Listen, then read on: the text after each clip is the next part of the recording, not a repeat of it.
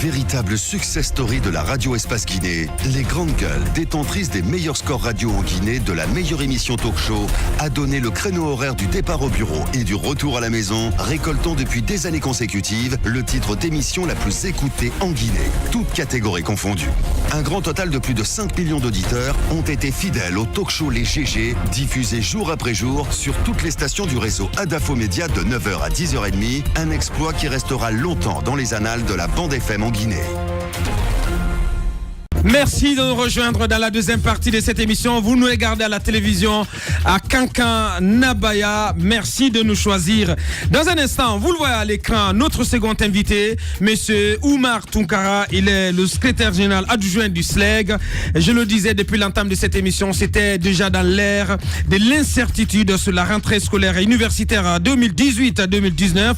Comme on pouvait s'y attendre, le SLEG décide de déclencher une grève générale et illimitée à compter du 3 octobre prochain, date fixée par les autorités guinéennes. Justement pour cette rentrée, dans un avis de grève émis hier, le syndicat des enseignants et chercheurs de Guinée a mis à l'index la mauvaise volonté du gouvernement à renouer le fil des négociations autour de sa revendication portant sur un salaire de base de 8 millions de francs guinéens. Pourtant, l'inspecteur général du travail invite Souma et compagnie à la reprise des pourparlers dès demain, jeudi 27 septembre.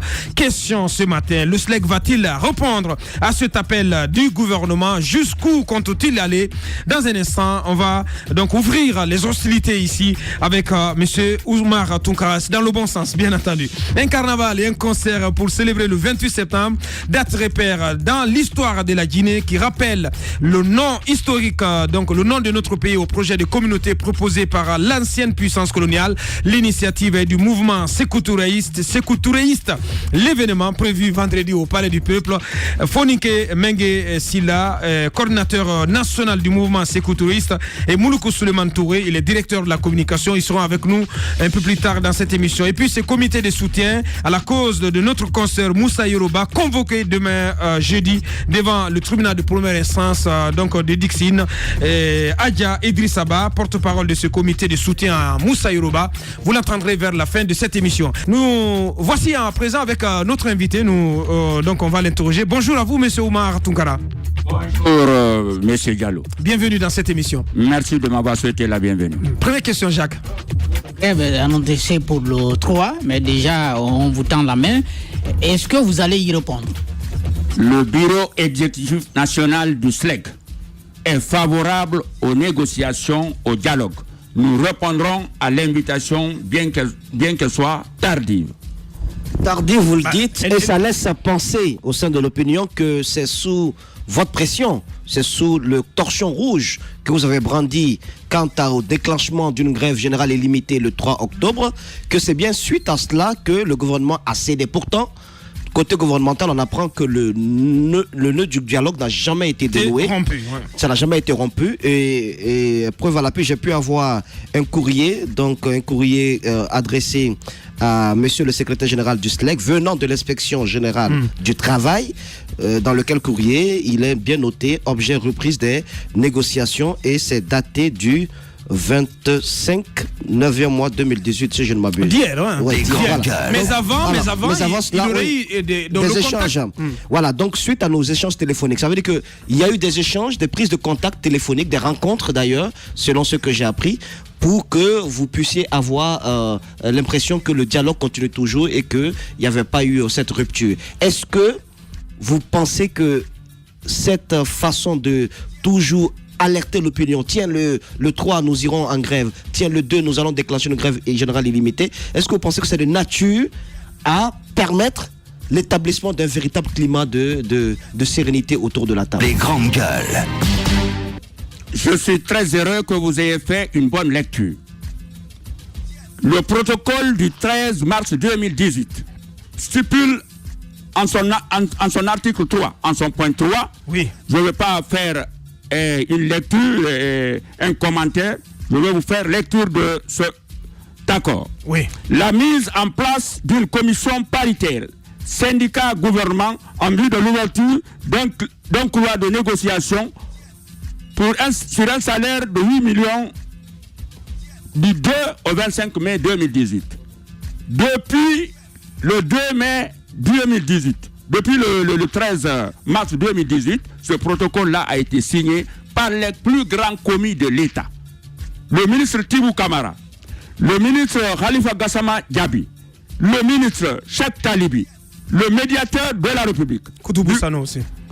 Non, Koutoubou Sano n'est pas signataire. Non, mais il y était quand même. Je dis il n'est pas signataire. Il n'est pas signataire. Moi, je parle des signataires. Vous savez, la signature engage. Effectivement. La parole s'envole. L'écrit reste. Les grandes gueules. Du côté syndicat, le secrétaire général du SLEG, Abakar Souma, et le secrétaire général de la FESABAC, le camarade Ablaï Sow. De mai à maintenant, mai, juin, juillet, août, septembre, ce n'est qu'hier, quand nous avons déposé l'avis de grève, après consultation de la base, après 3 réunions, 3 assemblées générales, nous avons dit aux enseignants que si, à la date du 23 mai, du 23 août 2018, le gouvernement ne nous appelle pas. 23 septembre 2018. Le gouvernement ne nous appelait pas. Le 25, nous allons faire écrire un avis de grève. Et c'est quand cet avis de grève a été dispatché au niveau des autorités, au niveau des différents ministères, que les gens ont jugé utile de venir, de nous appeler. Vous savez, il y a un fait. Gouverner, c'est prévoir. Les autorités guinéennes ont pris l'habitude d'attendre que les conflits sont inhérents à toute société. Mais il ne faut pas attendre que le conflit se transforme en crise pour le gérer. Mais malheureusement, c'est le cas chez nous. Monsieur Tonkara. Donc, je voudrais faire un petit commentaire. Rapidement, oui, pour qu'on puisse lancer, oui. Souffrez que je continue. Non, je ne souffre pas. Pendant le Conseil national syndical, qui a réuni l'ensemble des responsables syndicaux de la Guinée, les représentants de l'enseignement supérieur, le bureau régional de l'enseignement technique, conseil syndical qui s'est tenu du 10 au 11 août, il a été décidé de faire une lettre de rappel au gouvernement pour dire qu'il y a ce projet, il y a cette entente, il y a cet accord entre nous, veuillez le respecter. Cette lettre de rappel a été écrite, adressée aux autorités, à toutes les autorités signataires. Mais malheureusement, les autorités n'ont pas daigné nous appeler. Ce n'est qu'hier. Donc nous allons dire que c'est la présence de ce avis, c'est la production de cet avis de grève qui a fouetté les consciences des gens pour dire alors c'est maintenant qu'ils prennent la mesure de la situation. Bien. Monsieur Omar Tonkara, secrétaire général adjoint du SLEG, en notre compagnie ce matin. Allez-y Moussa. Est-ce que vous maintenez qu'il y a eu des échanges téléphoniques entre vous avant la signature entre Souma et Alia Kamara avant la signature de ce courrier? Deuxièmement, dites-nous, est-ce que le fait que les négociations reprennent, est-ce que l'ultimatum que vous avez donné tient toujours? Qu'il y ait échange téléphonique entre le général Abakar Souma et Dr Alia Kamara, inspecteur général du travail, je ne saurais le dire. Il vous revient de téléphoner à M. Souma pour dire s'il y a communication entre eux. Moi, je me fie à ce qui m'a été dit et à cette correspondance que vous venez de lire. Maintenant, à la deuxième question. Nous tenons à la grève si nos requêtes ne sont pas satisfaites. Nous tenons à la grève si nos requêtes ne sont pas satisfaites. Si le gouvernement satisfait nos requêtes, répond à nos revendications de façon objective, ça fera l'objet d'une assemblée au cours de laquelle nous allons interroger les enseignants. Il faut qu'on réponde favorablement à vos demandes. Avant le 3 octobre. Avant le 3. Si le gouvernement ne répond pas à nos demandes, à notre requête, avant le 3 octobre, infailliblement, il y aura la grève. Il s'agit quand même d'une décision autour d'un salaire de base de 8 millions. Vous négociable. Pensez, oui, négociable, d'accord, mais vous pensez vraiment que le temps, le délai, il est suffisant vraiment de trouver un accord autour de ça? Je pense que c'est le délai. Nous pensons qu'il est suffisant s'il y a la volonté. Et dites-nous, est-ce que par le passé, en tout cas depuis mars, comme vous êtes en train... Non, depuis mai. 2 mai, est-ce que vous avez eu quand même une première rencontre avec le gouvernement et de quoi avez-vous discuté réellement? Est-ce que vous avez senti une volonté quand même de répondre à votre revendication? Bon, nous n'avons pas senti cette volonté de répondre à nos revendications. Il y a eu maintes rencontres au cours desquelles nous ne faisions que parler. On parlait de quoi? Parler de Provençal, parler de l'essentiel. Les gens nous font languir, c'est-à-dire veulent utiliser l'usure du temps. Avant que le gouvernement ne soit constitué, nous avons fait une négociation. Pendant 3 semaines, on ne nous disait rien de sérieux autour de ces 8 millions. Quand le gouvernement a démissionné, M. Youla a démissionné, et le Premier ministre a été nommé, à partir de espace-là, d'une interview que j'ai réalisée avec vous, on avait prévu une assemblée générale. Et cette assemblée générale a décidé d'aller en grève. Le Premier ministre nous a dit, compte tenu compte tenu du fait que nous avons enseigné les élèves, compte tenu du fait que nous sommes des Guinéens, compte tenu du fait que les élèves réclament leur évaluation, et vous-même, M. Diallo, vous avez été le premier à dire que vraiment, compte tenu du fait que les examens urgent, nous sommes à l'orée des examens, la grève n'était pas opportune. Effectivement. Nous avons reçu l'appel, les plaidoiries des enfants, des parents d'élèves, des autorités, des plus hautes autorités, du Premier ministre et de M. Tibou Kamara, en qui nous avons fait confiance. Les grandes gueules. Par patriotisme, par souci de justice, de paix, de quiétude sociale, nous avons cherché à surseoir au mot d'ordre de grève. Et le Premier ministre disait, dès qu'il prenait fonction, il allait faire de l'éducation sa priorité. Nous avons cru à ce que son messager nous a dit, le ministre Gassama. Voilà que jusqu'à aujourd'hui... Vous croyez toujours en lui quand même? Non, nous ne leur perdons pas confiance. Oui. C'est des grands commis de l'État qui ont des qualités intellectuelles, morales, et nous pensons que nous ne doutons de personne a priori, et nous n'avons confiance en personne. Vous avez tout de même, oui, ça permet-moi de placer ça. Vous avez tout de même aussi conscience des difficultés qui ont été évoquées par le gouvernement pour ne pas être donc dans la mesure, en mesure plutôt de satisfaire à votre revendication portant sur 8 millions. Non, vous êtes conscient de ces difficultés, ou bien vous en faites complètement table rase? Non, on n'a pas confiance aux propos tenus. Non, conscience, j'ai dit conscience. Nous ne sommes pas Nous ne sommes pas conscients de ça, nous sommes des Guinéens. L'argent circule en Guinée. L'argent circule en Guinée. Où se trouve l'argent? L'argent se trouve dans les régies, le port, l'aéroport, les impôts, les finances, les sociétés de téléphonie, les dons, les legs, les subventions, les hydrocarbures, les mines, les recettes locales, les dons, les legs, etc. L'argent circule à flot. C'est un manque de volonté. C'est un manque de volonté. À flot. Et je dis bien à flot. L'argent circule à Guinée. Mais le problème, les gens parlent de paix. Le mot paix et le mot allô sont les mots les plus prononcés en Guinée. Et il faut, au lieu de parler de paix, parlons de justice. Nous n'entendons plus être les éternels pardons. Nous n'entendrons plus être des laissés pour compte. L'enseignant est le plus malheureux de tous les fonctionnaires guinéens. Il y a des enseignants qui ont des soubassements plus vieux que leurs fils aînés. Pourquoi? Le gouvernement nous a dit de faire des tournées dans les régions, dans les pays environnants. En Côte d'Ivoire, au Togo, au Sénégal. Partout, nous avons constaté qu'ils sont bien payés. Et quand le compte rendu a été fait, ce dossier-là a été mis dans les tiroirs. Quand même, il faut la patience et le patriotisme exigent qu'on nous paye décemment. Bien. Quand vous dites que ça. nous ne sommes pas conscients, on est conscient. Parce que conscient, c'est quoi la conscience? C'est vivre et savoir qu'on vit. C'est vivre et savoir qu'on vit. Nous sommes conscients. Nous regardons l'environnement. Monsieur Tokara. L'argent circule. Monsieur Tokara. L'argent circule en flot. Nous n'accepterons plus la pauvreté et la précarité. Pendant que les uns vivent dans l'opulence, que nous gérions la précarité, l'indigence. Non, là, on n'acceptera plus. Il faut que ça change et immédiatement. Notre sort dépend de nous maintenant. Enseignants de Guinée. De Kassa à Yomou, de Kerouane à Koundara, prenons notre destin en main. Il faut que notre situation change. La misère que nous avons étudiée dans la souffrance. Nous sommes en train de servir dans la souffrance. Et si nous ne prenons pas nos dispositions, nous allons hériter de la souffrance et nos enfants vont passer, après notre mort, nos enfants vont passer des années à payer les dettes. Il faut que ça change. Il faut que les autorités soient bienveillantes, attentives à notre cas. Alors, Monsieur Tonkara, vous avez égrené un long chapelet. Pour expliquer votre argument principal, l'argent circule à flot. D'accord. Nous sommes dans ce studio les premiers à dénoncer les cas de corruption dans ce pays, à lever des lièvres. Il n'y a pas d'enquête pour pouvoir prendre des mesures de sanctions.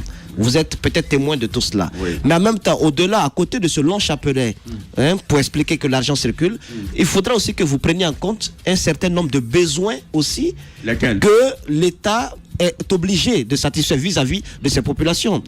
Aujourd'hui, nous sommes dans un pays qui connaît des routes complètement défoncées. Nous avons la région forestière qui est presque coupée du reste de la Guinée. Nous avons la zone de Forêt-Caria qui est complètement aussi dans un état, la route de Forêt-Caria qui est dans un état piteux. Nous avons aussi nos hôpitaux avec les personnes indigentes qui ont aussi besoin d'un support de l'État. Nous avons aussi l'école, les infrastructures qui manquent à l'appel. Nous avons également l'électricité, l'eau qu'il faut supporter. Tous ces services de base, c'est l'État qui doit les régler pour les citoyens. Je ne dis pas que l'État guinéen tel qu'il fonctionne est parfait, mais je dis en même temps que l'État ne saurait faire fi de toutes ces autres obligations pour se braquer sur un seul domaine et dire que l'argent circule. Ça veut dire que quand ça circule, lorsque l'économie se porte mieux, l'État est obligé également de redistribuer ailleurs. Le seul truc que moi, le seul problème que j'ai avec la gouvernance, c'est le fait qu'on ne lutte pas assez contre la corruption dans ce pays. Contre les détournements dans ce pays. Mais je suis quand même conscient d'une chose. Il faut faire face à d'autres secteurs importants de notre vie. Bien. Parce que ces secteurs sont la question que je l'ai posée. Sont assez importants. Maintenant, moi, je souhaite... Peut-être que vous allez avoir une plénière, mais est-ce que vous êtes sûr que la base a décidé que lorsque les négociations vont reprendre, peut-être aujourd'hui ou demain, si avant le 3 octobre, il n'y a pas satisfaction de votre point principal de revendication, avez-vous l'assentiment de la base que la grève doit se poursuivre? Et qu'elle sera effective à partir du 3? Bien, je vais répondre à vos deux questions. La gabégie, le détournement des deniers publics, la corruption, c'est l'éducation seulement qui doit payer les frais? Comment voulez-vous que les gens mangent leur part et notre part? Je suis conscient que l'État a des urgences. Il faut faire part aux infrastructures sociales, aux routes, aux écoles, aux hôpitaux et tout ce que vous venez de dire. Oui. Mais la malgouvernance, qui doit la punir? Qui doit punir le détournement des deniers publics, le vol, la gabégie, la corruption? C'est le SLEG ou bien c'est le gouvernement? Donc nous n'accepterons plus de payer les frais de l'indélicatesse des cadres. Il faudrait que l'État prenne ses dispositions et que l'argent gagné soit équitablement distribué. Maintenant, à la deuxième question, je le dis et je fais l'écho des desiderata des enseignants. Si à la date du 3 octobre, l'État ne répond pas à nos revendications, la grève va continuer. Elle sera effective. Elle sera effective et suivie et nous allons mener la négociation parallèlement. Vous pensez qu'elle sera effectivement suivie? Non, juste cette question. De toute façon, le 3 octobre est là. Quand vous dites que vous êtes beau la nuit, le jour va faire la preuve. Bien. Le 3 octobre arrive. Si on n'arrange pas le problème de 8 millions avec les enseignants, il n'y aura pas de cours. Et la grève va continuer. S'ils veulent, on négocie pendant la grève. La grève et les négociations iront parallèlement. Même s'il y a d'autres syndicats qui disent le contraire. Il y a le SNE, le syndicat, c'est la représentativité. Un syndicat qui n'a de syndicat que les membres n'est pas un syndicat. Nous n'avons pas... Pour vous, donc, par exemple, le SNE n'existe pas. Vous pensez que c'est une fabrication de l'État, du gouvernement? Pour nous, c'est un non-événement. Un syndicat du patron. Il y a le SNE existe, mais c'est le syndicat du patronat. Maintenant, si les patrons peuvent être en classe, enseigner les cours du primaire au collège, le lycée et l'université, qu'il aille enseigner. Bien. Monsieur Oumar Tounkara, secrétaire général adjoint du SLEG, en notre compagnie, ce mercredi, allez-y. Alors, on va discuter un peu. Monsieur Tounkara. Je vous fais pas. Oui, ça c'est très très intéressant. Vous avez dit que les enseignants ne doivent pas être les seuls à payer la gabégie, la mauvaise gouvernance. Oui. Mais surtout les fonctionnaires guinéens, les magistrats exceptés. Alors, vous savez quand même que les mieux payés, c'est les enseignants. C'est vous qui le dites. Non, je ne le dis pas. C'est vous qui le dites. Les magistrats ne font pas de fonctionnaires. Je parle des fonctionnaires, la totalité des fonctionnaires, y compris des enseignants, exceptés donc les magistrats. C'est nous qui enseignons les magistrats. Les mieux payés aujourd'hui, et ils le savent, c'est les enseignants. C'est nous qui enseignons les magistrats, oui ou non? Je veux terminer. Là n'est pas le débat. On va venir à ce débat tout à l'heure. Okay. Alors, les mieux payés, il faut que l'opinion le sache. Parce que autrement, on va présenter les enseignants comme ceux-là qui ne reçoivent rien, les parents pauvres de ce fonctionnariat. Ce n'est pas vrai. La deuxième chose à dire, c'est que le fonctionnaire qui touchait 850 000 en 2010, aujourd'hui, il touche 2 150 000 francs. Ouais. Celui qui touchait 850 000 en 2010, d'augmentation, hein. Mais beaucoup plus que cela. C'est plus de 100% d'augmentation, Abakar. Oui, plus de 100%. De 850 000, le fonctionnaire enseignant, et là je ne parle pas de... Parce qu'il y a en hiérarchie A, il y a des niveaux. Quand vous êtes en hiérarchie A et de catégorie B, de l'enseignement technique aujourd'hui, vous touchez 2 150 000 francs. Les grandes gueules. Ça, c'est des faits. Bulletin de paie à l'appui. Ce qui veut dire qu'il y a de réels efforts qui sont en train d'être faits par cette gouvernance. Alors, lorsqu'on en arrive là, moi j'ai envie de dire quand même au SLEG, c'est bon. Il faut y aller à ces négociations et c'est ce qui me ramène à la question de maintenant. Vous êtes en train de négocier. Jusqu'où attendez-vous, par exemple, que le gouvernement vous concède vos négociations? Vous demandez 8 millions, mais si vous avez, par exemple, combien vous seriez prêt à reculer? À faire marche arrière. Et aujourd'hui, je suis très à l'aise avec vous. Comme toujours, vous avez été objectif. Et aujourd'hui encore, l'objectivité vous caractérise. Bien.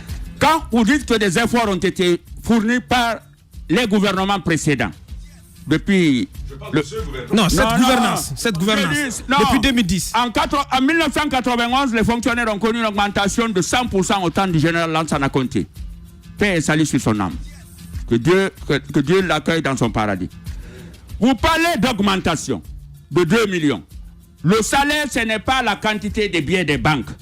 Le salaire, c'est le montant qu'il faut pour la consommation et l'épargne. Mais malheureusement, le salaire que nous recevons n'arrive même pas à couvrir la consommation, a fortiori épargnée. Donc, le salaire, partant de ce postulat-là, c'est très grave ce que vous dites. Monsieur Tounkara, écoutez, Tamba, si tu permets. Non, mais s'il dit qu'il faut que vous ayez un salaire qui couvre la consommation et l'épargne, mais c'est qu'on devrait vous donner toute notre économie. Non, c'est ça le salaire. C'est ce que les économistes disent. C'est qu'on vous donne, c'est ce que vous devez gérer, c'est que vous devez apprendre à gérer, à pouvoir couvrir vos dépenses et à pouvoir épargner. Aboubacar. Mais non, le coût de la vie. Partant de ce poste-là, on ne peut pas vous donner un salaire qui vous satisfasse. C'est pas possible. Monsieur Diallo, s'il vous plaît. Oui. Le coût de la vie a englouti toutes les augmentations.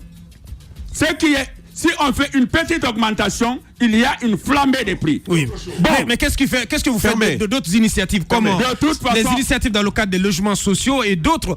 Qu'est-ce que vous en faites? Comme j'ai dit à Aboubacar Diallo, moi je veux vous encourager à aller dans une démarche comparative. Laquelle? Parce que vous êtes enseignant, vous parlez de salaire, ça doit couvrir à la fois la subsistance et l'épargne. Je suis tout à fait d'accord avec vous. Merci. Mais quand vous parlez des enseignants, pensez également à ceux qui sont à côté, les médecins, par exemple, qui n'ont pas accès ils n'ont même pas accès au traitement des enseignants. Ouais. Ça, c'est ça la vérité. Oui. Mais je parle du corps par exemple. soignant. Ils n'ont pas accès à votre traitement. Absolument pas. Ils n'ont pas accès à ce traitement-là. Et donc, il faut aller dans une démarche comparative. C'est la première chose. Merci. De l'autre côté, prenez tout... Le reproche que vous faites, c'est que vous ne pensez qu'à vous-même. Aboubacar Diallo. Oui, bien sûr. Vous ne pensez qu'à vous, monsieur Tounkara. Les 40% ont bénéficié à tous les fonctionnaires guinéens. Le bureau exécutif national du SLEG n'est pas un bureau égoïste ou égocentrique. Le combat que nous menons profite à tous les fonctionnaires. Et nous serons heureux que l'État généralise de l'autre côté cette paye-là. Alors, bien. De l'autre côté, posez votre question d'abord. Justement, j'y vais maintenant. Aboubacar a lâché un mot égoïste. Le président Aboubacar Souma, pardon. Le secrétaire général. Le secrétaire général, pardon. Aboubacar, là, je pense beaucoup à celui qui était porte-parole de l'opposition, qui est maintenant porte-parole de la mouvance. C'est un autre débat. Alors, je reviens donc au secrétaire général Aboubacar Souma. Oui. Alors, Aboubacar dit égoïste. Et oui, justement, on lui a posé la question, pourquoi est-ce qu'il n'a pas soutenu la marche, les manifestations contre les 8000 francs guinéens de litre du carburant? Vous savez ce qu'il nous a répondu? Non. Il a dit, oui, moi je n'ai pas soutenu parce que j'espérais qu'en augmentant le prix du carburant, nous les enseignants, on aurait la majoration qu'on demande. Non, éviter la manipulation. Non, c'est ce qu'il a dit. Ouais, je n'invente rien. Dans cette émission. Il l'a dit dans cette émission. Alors, ça c'est un fait. Revenons à ce qu'on est en train de dire. Vous prenez tous les fonctionnaires guinéens, Oui. vous n'êtes pas nombreux. On est 50 000. Voilà. Je parle de tous les fonctionnaires. Vous imaginez, toute la population guinéenne est de 8 millions. De 12 millions, pardon. Alors, lorsqu'il y a une majoration, parce que vous demandez 8 millions là, imaginez... Négociable. Même si on vous donnait 1 million de plus. Même si on vous donnait 1 million, comme salaire de base ensuite de toutes les autres indemnités, si on vous donnait 1 million, figurez-vous deux choses. La première, c'est que les autres corps du fonctionnariat guinéen suivraient votre pas, et tout à fait légitimement. Effectivement. De l'autre côté, quand ils suivent cette logique-là, comprenez que ça a plus d'efforts sur les efforts du gouvernement. Lorsqu'on est un État où le budget, là où les recettes de l'État sont pourvues seulement à 40% par l'intérieur, Par les recettes, par les recettes internes, et que tout le reste vient de l'extérieur, est-ce que vous prenez en compte le fait que l'État ne peut pas se permettre un certain type d'effort lorsque nous-mêmes on n'arrive pas à se prendre en charge? Est-ce que vous prenez ces paramètres en compte, Monsieur Tunkara? Bien, vous savez, dans ce débat-là, il y a des facteurs endogènes et des facteurs exogènes. Si l'État a la volonté de lutter contre la corruption, la gabegie et de bien gérer ce qu'on gagne, tous les fonctionnaires guinéens peuvent être payés à 8 millions et que les services sociaux de base fonctionnent. Encore une fois, et je ne cesserai d'insister là-dessus, nous sommes victimes de la malgouvernance économique, mais les enseignants ne seront pas les seuls à payer les frais. Vous parlez de la santé, les 40% qui ont été obtenus. Tous les services, tous les fonctionnaires des autres services ont bénéficié des 40%. Nous avons bénéficié d'un trait, les autres ont bénéficié par mensualité. Donc, le salaire encore, ce n'est pas le nombre de billets de banque, c'est la capacité de ce salaire-là de répondre au coût de la vie, aux besoins de la vie. Et comme on n'est pas fonctionnaire à vie, il faudrait qu'on ait un salaire qui nous permette de faire. Deux dernières questions. Justement, lorsque vous parlez de la capacité du salaire à soutenir notre vie, là vous parlez essentiellement du pouvoir d'achat. Et le pouvoir d'achat dépend de l'équilibre que nous faisons entre revenus et prix. Oui. Est-ce que le combat ne doit pas être autrement? Est-ce qu'aujourd'hui, il ne faut plutôt pas demander à l'État de gérer l'inflation? Parce que vous nous rappeliez tout à l'heure que sur le général Lansana Conté, le salaire avait été augmenté de 100%, mais pour autant, ça n'a jamais résolu le problème. Effectivement. Le problème du niveau de vie de vos enseignants. Même si on vous payait aujourd'hui à 20 millions de francs guinéens par mois et que l'inflation continue, les prix continuent à augmenter sur le marché, est-ce que ça va résoudre le problème? Deuxièmement, est-ce que les syndicats ne doivent pas se mettre ensemble, exiger de l'État qu'il y ait un peu plus de contrôle sur l'inflation, sur les prix sur le marché, pour permettre à vous les fonctionnaires, à vous les enseignants, à d'autres corps et même à ceux qui ne sont pas fonctionnaires mais qui gagnent leur pitance journalière de pouvoir subvenir à leurs besoins de manière digne? Allez-y. Merci pour ce cours d'économie. Mais je crois que les ministres, les membres du gouvernement nous écoutent. Ils vont faire un bon usage de vos remarques et suggestions. Mais ce n'est pas au SLEG de discipliner le marché. Ça, c'est le rôle de l'État. C'est le rôle de l'État.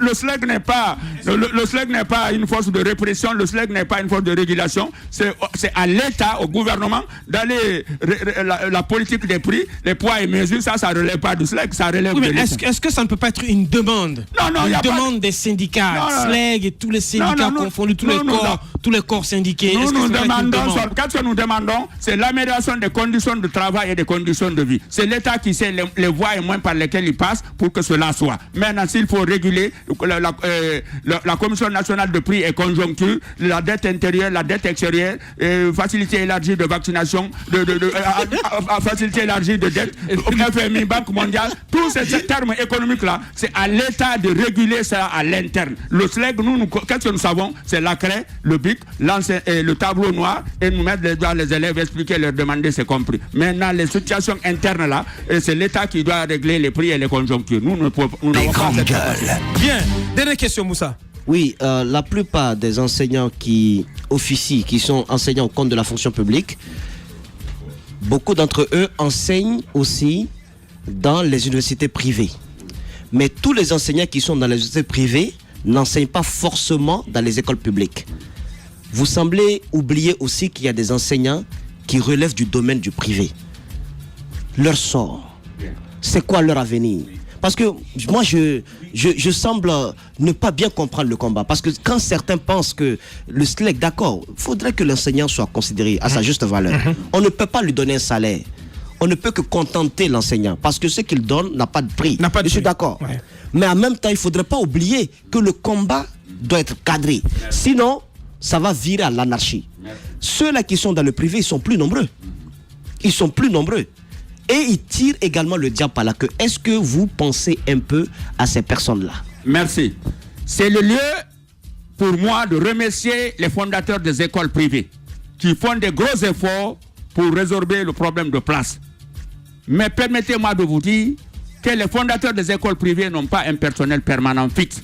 Ce sont les enseignants qui évoluent dans le public qui servent dans les écoles. Pas nécessairement. Je le dis en connaissance. Pas nécessairement. Je le dis en connaissance de cause. Je donne un exemple. Tunkara, si vous permettez. J'ai dit bien. Je finis, je vous donne le comparatif. La plupart des enseignants qui évoluent dans les écoles publiques, beaucoup d'entre eux enseignent dans le privé.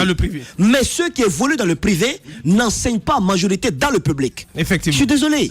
Vous connaissez très mal la situation. Mais comment je connais très mal? C'est clair. On va le laisser vous connaissez les problèmes de espace. Je souffre de fièvre depuis ce matin. Les problèmes de journalisme. Oui. Mais les problèmes de l'éducation, c'est un dossier que je connais plus que vous pour avoir servi pendant plus de 20 ans. Je suis quelqu'un qui enquête, qui se renseigne. Je sais, vous êtes enquêteur spécialiste en enquête. Mais faites encore davantage vos enquêtes, vous trouverez qu'il y a plus d'enseignants du public qui enseignent au privé que d'enseignants du privé qui enseignent au public.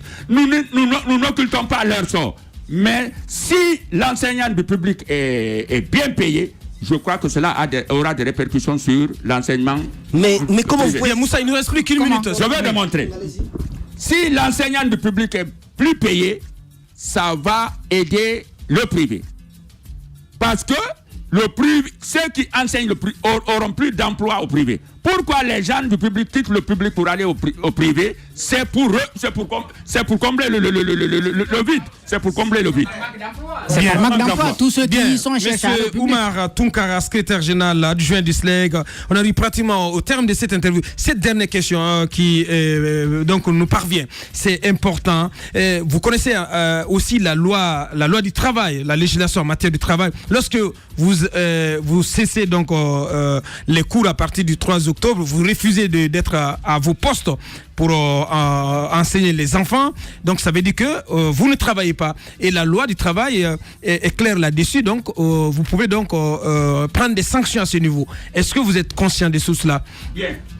Est-ce que si le gouvernement venait à appliquer les dispositions contenues dans la loi du travail, comme cela se doit, est-ce que vous allez vous y soumettre sans crier? Sans crier. Je comprends votre requête. Quiconque agit conformément à la loi est protégé par cette loi. La grève est constitutionnelle. Elle est consacrée par notre constitution en son article 20. La grève et le droit de grève sont reconnus par la constitution. Donc si nous allons en grève, on ne nous dira rien. Le gouvernement ne nous fera rien. Ouais. Le gouvernement peut vous faire... Il peut, mais il ne doit pas. Il y a une différence entre pouvoir et devoir. Et si le gouvernement venait à licencier des enseignants? C'est une question. Non. Le travailleur est protégé par la loi.